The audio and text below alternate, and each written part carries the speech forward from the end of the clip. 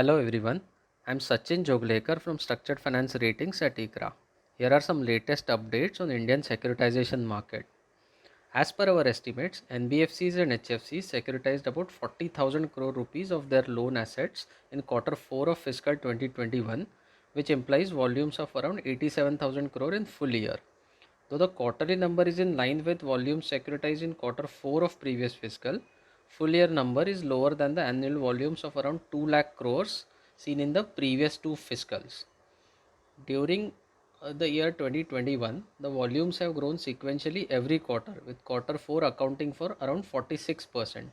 The increase in volumes in the last quarter was primarily aided by two things. Firstly, high investor confidence on back of healthy collection efficiencies, and secondly, higher funding requirement of originators as they restarted retail loan disbursements.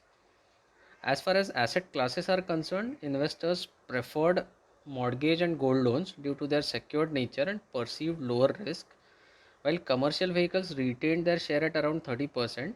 Securitization of microfinance loans picked up considerably in quarter 4. Due to the onset of fresh wave of COVID infections in the current month, lockdowns have been declared across various states. However, the restrictions are currently localized and less severe, indicating that the impact on collections may be lower than what were seen in the last year. Early signs reflect that securitization volumes in quarter 1 of fiscal 2022 would remain muted.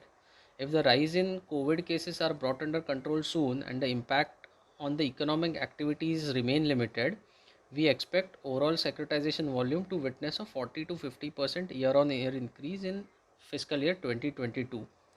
Of this, a high proportion of securitization is expected to happen in H2. Stay tuned for more updates. Thank you.